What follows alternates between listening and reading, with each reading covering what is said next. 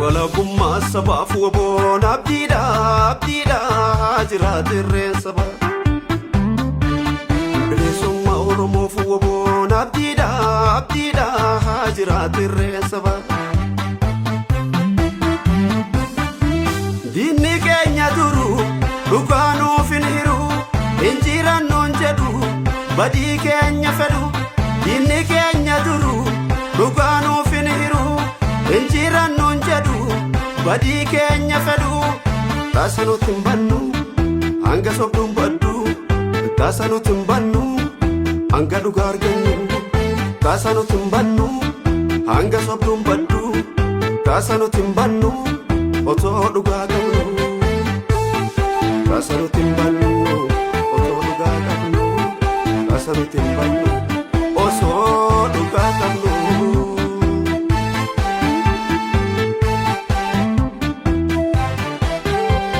Yaa wabo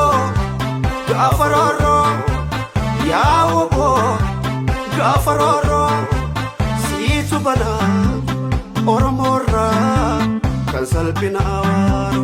yaa wabo gaafaroro yaa wabo gaafaroro siitu bana Oromorra kan salphina awwaaro siitu bana Oromorra kan salphina awwaaro.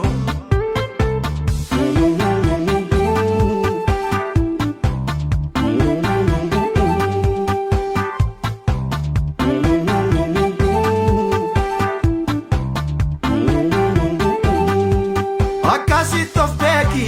yaa gaachana Oromoo karoon ija saba sii beeki wabo mancaasaa gabrummaa fidaa bilisummaa sirra yeroo dhumaa waboo jechuun akkasit of beeki yaa gaachana Oromoo karoon ija saba sii beeki wabo mancaasaa gabrummaa fidaa bilisummaa sirra yeroo dhumaa waboo jechuun sirra yeroo dhumaa waboo jechuun sirra yeroo dhumaa waboo jechuun.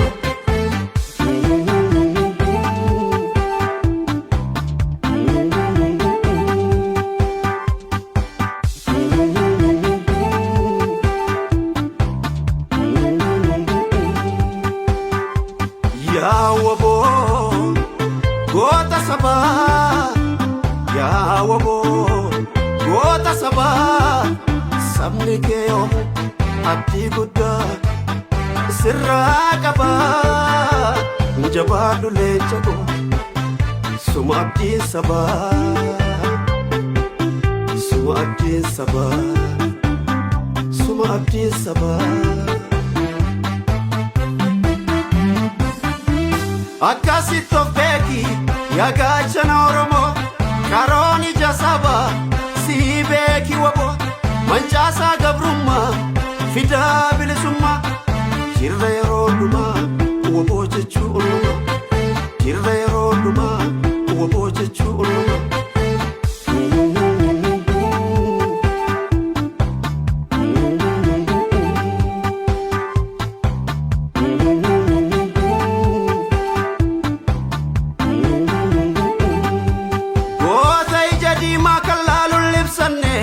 Saba keetiif laattee lubbuu ta'een qusanne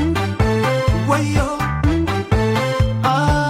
goota ija diimaa kan laaluun libsanne saba keetiif laattee lubbuu ta'een qusanne wayyoo